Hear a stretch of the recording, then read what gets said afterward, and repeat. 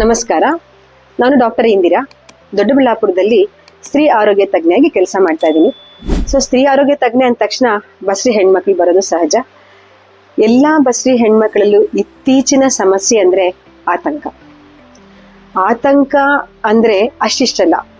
ನಾನು ಇದು ತಿನ್ಬಹುದಾ, ಇದು ಉಷ್ಣ ಆಗತ್ತಾ, ಆ ಒಂದು ಆಹಾರ ಶೀತ ಆಗತ್ತಾ, ನೀರು ಕುಡಿಬಹುದಾ, ನೀರು ಕುಡಿಬಾರ್ದಾ, ಸೌತೆಕಾಯಿ ತಿನ್ಬೋದಾ, ಸೌತೆಕಾಯಿ ತಿನ್ಬಾರ್ದಾ. ಈ ತರ ಪ್ರತಿಯೊಂದು ಹಂತದಲ್ಲೂ ಕೈಯಲ್ಲಿ ತುತ್ತನ್ನು ಇಟ್ಕೊಂಡು ಬಾಯಿಗೆ ಹೋಗೋಕ್ ಮುಂಚೆ ಒಂದಷ್ಟು ಆತಂಕ ಪಟ್ಕೋತಾ ಇದ್ದಾರೆ. ಯಾಕೆ ಹೀಗೆ? ಇಲ್ಲಿ ಬಂದಿರೋ ಒಂದು ಸಮಸ್ಯೆ ಸಾಮಾಜಿಕವಾದ ಪಲ್ಲಟವಾದಂತ ಈ ಸ್ಥಿತಿಯಲ್ಲಿ ಸಹಜ ಅಂತ ಅನ್ಕೋತೀನಿ. ಹಳೆ ಕಾಲದಲ್ಲಿ ಇದ್ದಂತ ಒಟ್ಟು ಕುಟುಂಬ ಆಗ್ಲಿ, ಯಾರಾದ್ರೂ ಒಬ್ರು ಗೈಡ್ ಮಾಡೋಂತ ಹಿರಿಯರಾಗ್ಲಿ ಇವತ್ತು ಯಾರೂ ಇಲ್ಲ. ಗಂಡ ಹೆಂಡತಿ ಇಬ್ರು ಕೆಲ್ಸ ಹೋಗ್ತಾರೆ. ಆ ಕೆಲಸದ ಹತ್ರ ಇರುವಂತ ಗೆಳೆಯರು ಏನೋ ಹೇಳ್ತಾರೆ, ಇಲ್ಲಿ ಬಂದು ಏನೋ ಕೇಳ್ತಾರೆ. ಆ ಹೆಣ್ಮಕ್ಳಿಗೆ ಇನ್ನಷ್ಟು ಮತ್ತಷ್ಟು ಆತಂಕ. ಅದ್ರ ಜೊತೆಗೆ ನಮ್ಮ ಗೂಗಲ್ ದೇವರು ಬೇರೆ. ಆ ದೇವ್ರು ಹೇಳೋಂಥದ್ದೆಲ್ಲ ನಿಜ ಅಂತ ತಿಳ್ಕೊಳ್ಳೋಂಥದ್ದು ಬೇರೆ. ಏನೇ ಸಣ್ಣ ಇದ್ರೂ ಕಣ್ಣಂತ ತೆಗಿತಾರೆ, ಗೂಗಲ್ ನೋಡ್ತಾರೆ, ಇದು ಸರಿಯಲ್ಲ ಅಂತಾರೆ.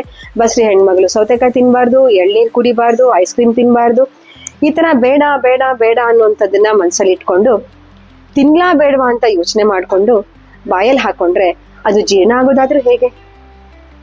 ಈ ಹೆಣ್ಮಕ್ಳಿಗೆ ಏನೆಲ್ಲ ಆತಂಕ ಇದ್ರೂ ಕೂಡ ಸಹಜವಾಗಿ ಸರಿಯಾಗಿ ನಾವು ಪ್ರಕೃತಿಯ ಸನಿಹ ಇದ್ದು ಪ್ರಕೃತಿಯ ಪ್ರಕಾರವಾಗಿರೋಣ ಅನ್ನುವಂಥ ಬುದ್ಧಿ ಮಾತ್ರ ಬರ್ತಾ ಇಲ್ಲ.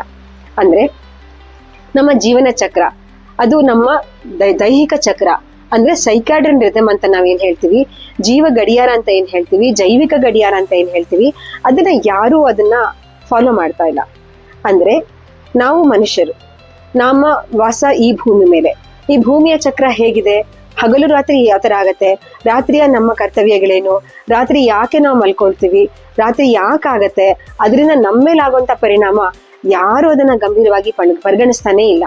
ಹಿಂದಿನ ಕಾಲದಲ್ಲೆಲ್ಲ ನೀಟಾಗಿ ಕೆಲಸ ಮಾಡ್ತಾ ಇದ್ರು. ಕತ್ಲಾಯ್ತು, ಸೂರ್ಯ ಮುಳುಗಿದ್ದಾಯ್ತು, ಹೆಚ್ಚಿನ ಕೆಲಸ ಅವಾಗ ಇಟ್ಕೋತಾ ಇರ್ಲಿಲ್ಲ. ಏನೋ ಒಂದು ಪಾರಾಯಣ ಇರ್ಬೋದು, ಮನೆ ಹಿರಿಯರೆಲ್ಲ ಕೂತ್ಕೊಂಡು ಯಾವ್ದನ್ನೋ ಒಂದು ಮಾತಾಡೋದಿರ್ಬೋದಾಗಿತ್ತು, ಅಥವಾ ಯಾವ್ದಾದ್ರು ಒಂದು ರಾಮಾಯಣನೋ ಅಥವಾ ಮಹಾಭಾರತನೋ ಪಾರಾಯಣ ಮಾಡ್ಕೊಂಡ ಒಳ್ಳೆ ವಿಷಯಗಳನ್ನ ಮಾಡ್ಕೊಂಡ ನೆಮ್ಮದಿಯಾಗಿ ಮಲ್ಕೊಳ್ತಾ ಇದ್ರು. ಅವ್ರಿಗೆ ನಿದ್ದೆ ಯಾವತ್ತೂ ತೊಂದರೆ ಅಂತ ಅನ್ಸಿರ್ಲಿಲ್ಲ. ಬೆಳಿಗ್ಗೆ ಹಾಗೇನೆ ಬೇಗ ನಸುಕಿನಲ್ಲೇ ಸೂರ್ಯ ಹುಟ್ಟುವ ಮುಂಚೆಯೇ ಎದ್ದೇಳೋದು ಕೂಡ ಅವ್ರಿಗೆ ಯಾವತ್ತೂ ತೊಂದರೆ ಅಂತ ಅನ್ಸಿರ್ಲಿಲ್ಲ. ಈಗಿನ ಕಾಲದ ಹೆಣ್ಮಕ್ಳು ಏನ್ ಮಾಡ್ತಾರೆ, ನನ್ಗೆ ಅವರ ಎಲ್ಲಾ ವಿಷಯಕ್ಕಿಂತ ಹೆಚ್ಚಾಗಿ ಹೊಟ್ಟೆಯಲ್ಲಿರುವ ಮಗುವಿನ ಆರೋಗ್ಯನ ಅವ್ರೆಷ್ಟು ಕಡೆಗಣಿಸ್ತಾರೆ ಅನ್ನೋದು ನನ್ಗೆ ಇವತ್ತಿಗೂ ಬೇಜಾರಿನ, ಬೇಸರದ, ಹೇಗಪ್ಪ ಸರಿ ಮಾಡೋದು ಅನ್ನುವಂತ ಆತಂಕ ನಮಗೆ ಆಗುವಂತ ಸಂಗತಿ ಆಗ್ಬಿಟ್ಟಿದೆ. ಯಾಕಂದ್ರೆ ಬೆಳಗಿನ ಜಾವ ನಾವು ಎದ್ದಾಗ ಬರುವಂತಹ ಒಂದು ಪಾಸಿಟಿವ್ ಎನರ್ಜಿ ಇರ್ಬೋದು, ಅಥವಾ ಪ್ರಕೃತಿ ದತ್ತವಾಗಿ ನಮ್ಗೆ ಸಿಗುವಂತ ಆ ಉಡುಗೊರೆಗಳಿರ್ಬೋದು, ಯಾವುದನ್ನು ಯಾವ ಜನವೂ ಅದನ್ನ ಸೀರಿಯಸ್ ಆಗಿ ನೋಡ್ತಾ ಇಲ್ಲ. ಮೊಬೈಲಲ್ಲಿ ಬಂದ್ರೆ ಮಾತ್ರ ನಿಜ, ಇಲ್ಲ ಅಂದ್ರೆ ಇಲ್ಲ ಅಂತ ತಿಳ್ಕೊಳ್ಳೋ ಜನ ಮೊಬೈಲಲ್ಲಿ ಮುಳುಗಿರ್ತಾರೆ. ಅವ್ರ ಹೊಟ್ಟೆಲಿರೋ ಮಗು ಗತಿ ಏನಾಗತ್ತೆ? ಯಾಕಂದ್ರೆ ನಾವು ಯಾವುದನ್ನ ಬಿತ್ತುತ್ತೀವಿ ಅದನ್ನೇ ಬೆಳೆಯಕ್ ಸಾಧ್ಯ. ಒಳ್ಳೆದನ್ನ ಬಿಟ್ಟಿದ್ರೆ ಒಳ್ಳೆಯದೇ ಬೆಳೆಯತ್ತೆ. ಅಂದ್ರೆ ನಮ್ಮ ಸಂಸ್ಕೃತಿ, ನಮ್ಮ ವಿಜ್ಞಾನ, ನಮ್ಮಲ್ಲಿರುವಂತ ತಿಳುವಳಿಕೆ ಇದು ಯಾವತ್ತು ಶುದ್ಧವಾಗಿರುತ್ತೆ, ಸತ್ಯವಾಗಿರುತ್ತೆ, ಅದು ಮುಂದಿನ ಪರಂಪರೆಗೆ ಸುಲಭವಾಗಿ ದಾಟುತ್ತೆ. ಈಗಂತೂ ಕೈಲಿರೋದೆಲ್ಲ ಬರೀ ಗೂಗಲ್ ದೇವರು, ಅದ್ರಲ್ಲಿ ಬರೋದೆಲ್ಲ ನಿಜ ಅಂತ ತಿಳ್ಕೊಳ್ಳೋಂಥ ಜನ, ಅದರಲ್ಲಿರೋ ನಿಜ ಎಲ್ಲ ನಾವು ಅಳವಡಿಸ್ಕೊಳ್ಬೇಕು ಅನ್ನುವಂತ ಹುಂಬತನ, ಬರುವ ಅಡ್ವರ್ಟೈಸ್ಮೆಂಟ್ ಎಲ್ಲ ಸರಿ ಅನ್ನುವಂತ ಹುಂಬತನ, ಇದೆಲ್ಲರ ಹಿಂದೆ ಓಡ್ತಾ ಇರುವಂತ ಜೀವಕ್ಕೆ ಮತ್ತೆ ಜನರಿಗೆ ಮತ್ತೆ ಮನುಷ್ಯರಿಗೆ ಸಂಬಂಧಕ್ಕೆ ಬೆಲೆ ಕೊಡದಂತೆ ಬರೀ ವಸ್ತುಗಳ ಬೆಲೆ ಕೊಟ್ಟು ವಸ್ತುಗಳನ್ನ ಸಂಗ್ರಹ ಮಾಡ್ಕೊಳ್ಳುವಂತ ಈ ಮನೋಭಾವನೆ ಬೆಳೆದಿರೋದ್ರಿಂದ ಆತಂಕ ಪ್ರತಿ ಹೆಜ್ಜೆಯಲ್ಲೂ ಕಾಣ್ತಾ ಇರೋದು ಸಹಜವಾಗ್ಬಿಟ್ಟಿದೆ. ಆದ್ರೆ ಒಂದು ವಿಷಯ ಇಲ್ಲಿ ಹೇಳ್ಬೇಕು, ತಾಯಿಯ ಆತಂಕ ಅಂದ ತಕ್ಷಣ ಆಕೆಯ ದೇಹದಲ್ಲಿ ಕಾರ್ಟಿಸಾಲ್ ಅನ್ನೋದು ಬರುತ್ತೆ. ಅಂದ್ರೆ ಕಾರ್ಟಿಸಾಲ್ ಯಾವಾಗ ಬೇಕು ನಮ್ಗೆ? ಬೆಳಿಗ್ಗೆ ಎದ್ದ ತಕ್ಷಣ ಇಡೀ ದಿನಕ್ಕೆ ಬೇಕಾಗುವಂತ ನಮ್ಮ ಚಟುವಟಿಕೆಗಳಿಗೆ ಒಂದು ಪಾನ್ ತರ, ಅಂದ್ರೆ ಒಂದು ಮುನ್ನಡೆ ಅಂತರ ಅಥವಾ ಒಂದು ಹೆಜ್ಜೆ ತರ ಆಗಷ್ಟೇ ನಮ್ಗೆ ಬೇಕಾಗುವಂತ ಕಾರ್ಟಿಸೋಲ್ ಇಡೀ ದಿನ ನಮ್ಮನ್ನ ಕಾಡ್ತಾ ಇರುವಾಗ ನಮಗೆ BP ಬರೋದು ಸಹಜ, ಶುಗರ್ ಬರೋದು ಸಹಜ, ಮತ್ತು ಯಾವ್ದಾದ್ರೂ ಆತಂಕ ಇರುವಾಗ ಹೊಟ್ಟೆಯಲ್ಲಿರುವ ಮಗುವಿಗೆ ಅಪಾಯ ಆಗುವುದು ಅಷ್ಟೇ ಸಹಜ ಅಂತ ಆಗ್ಬಿಟ್ಟಿದೆ. ಹಳೆ ಕಾಲದಲ್ಲಿ ಅಂದ್ರೆ ಜಸ್ಟ್ ನಾನು MBBS ಮುಗಿಸಿ ಡಾಕ್ಟರ್ ಅಂತ ಆದಾಗ ಸಾಧಾರಣವಾಗಿ 90ನೇ ಇಸ್ವಿ ಅಂತ ಅನ್ಕೊಳ್ಳಿ, ಬಸ್ರಿ ಆದ ತಕ್ಷಣ ಆಯ್ತು ಬಿಡೋ ಚೆನ್ನಾಗಿದೆ, ನಿಂಗೆ ಒಳ್ಳೆ ಮಗು ಆಗತ್ತೆ ಅಂತ ಹೇಳೋ ಧೈರ್ಯ, ಆ ಛಾತಿ ನಮ್ಗಿತ್ತು.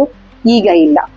ಯಾಕಂದ್ರೆ 3 ತಿಂಗಳ ತನಕ ಮಗು ಚೆನ್ನಾಗಿರುತ್ತಾ ಅಂತ ಒಂದು ಆತಂಕ, ಆಮೇಲೆ 5ನೇ ತಿಂಗಳಲ್ಲಿ ಯಾವುದೇ ರೀತಿ ಅನುಮಾನ ಇಲ್ಲದೆ ತುಂಬಾ ಚೆನ್ನಾಗಿದೆ ಮಗು ಅಂತ ಹೇಳೋದು ಕೂಡ ಒಂದು ಆತಂಕ.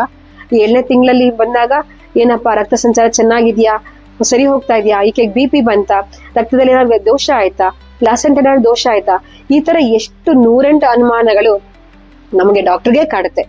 ಯಾಕೆ ಈ ಪಲ್ಲಾಟ? ಮುಂಚೆ ಅವ್ರು ಬಸ್ರಿ ಅಂದ ತಕ್ಷಣ ಹೌದು ಮಗು ಆಗತ್ತೆ ಅಂತ ಹೇಳುವಂತ ಧೈರ್ಯ ಈಗ ನಮ್ಗೆ ಆ ಒಂದು ಬಸ್ರಿ ಹೆಣ್ಮಗಳು ಬರ್ತಿದ್ದಂಗೆ ಯಾಕೆ ಆ ಧೈರ್ಯ ಇರಲ್ಲ?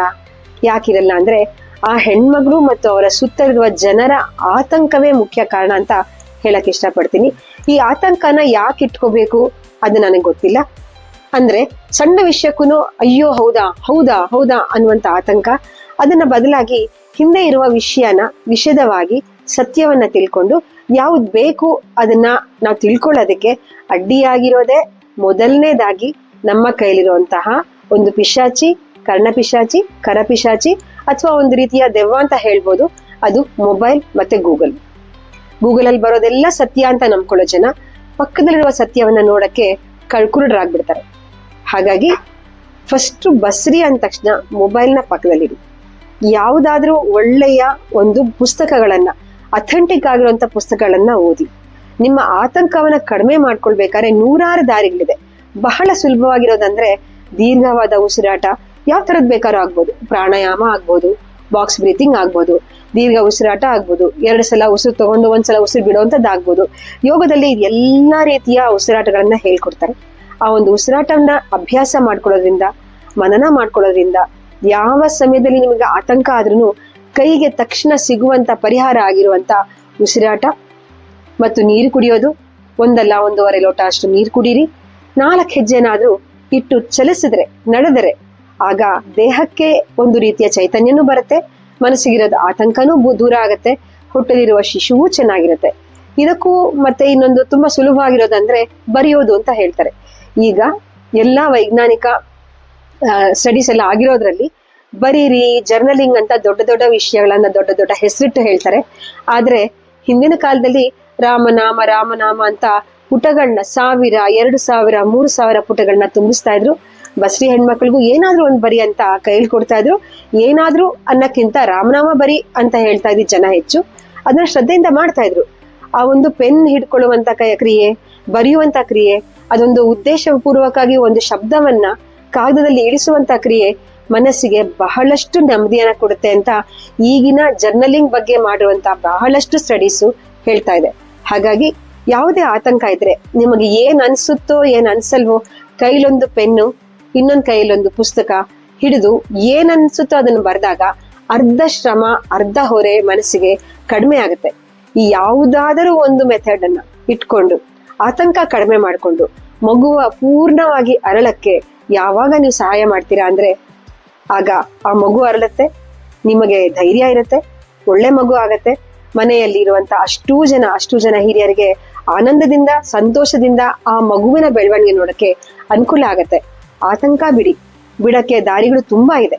ಸರಳವಾಗಿ ನಡೆಯೋದು ಒಂದು ವಿಧಾನ, ನಿಧಾನವಾಗಿ ಉಸಿರಾಡೋದು 2ನೇ ವಿಧಾನ, ಸಾವಿರಾರು ತರ ಉಸಿರಾಟದ ವ್ಯಾಯಾಮಗಳಿದೆ, ಅದನ್ನ ಕಲ್ತ್ಕೊಳ್ಳೋದು 3ನೇ ತರ, ಬರೆಯೋದು ಇನ್ನೊಂದು, ಮತ್ತೆ ಯಾವುದಾದ್ರೂ ಹೊಸ ವಿದ್ಯೆಯನ್ನ, ಒಂದು ಲೆಕ್ಕ ಕಲಿಯೋದಿರ್ಬೋದು, ಇಲ್ಲ ಒಂದು ಹಾಡನ್ನು ಕಲಿಯೋದಿರ್ಬೋದು, ಒಂದು ಇನ್ಸ್ಟ್ರೂಮೆಂಟ್ ಕಲಿಯೋದಿರ್ಬೋದು, ಯಾವ್ದನ್ನಾದ್ರೂ ಒಂದು ಬಸ್ರಿ ಇರುವಾಗ ನೀವು ಆರಂಭ ಮಾಡಿದ್ರೆ ಅದರ ಕಡೆ ನಿಮ್ಮ ಗಮನ ಹೋಗಿ ಆತಂಕ ಕಡಿಮೆ ಆಗಿ ಮಗುವಿನ ಬೆಳವಣಿಗೆ ಪೂರ್ಣವಾಗಿ ತುಂಬಾ ಚೆನ್ನಾಗಿ ಆಗಿ ಒಳ್ಳೆಯ ಮಗು ನಿಮ್ಮದಾಗತ್ತೆ.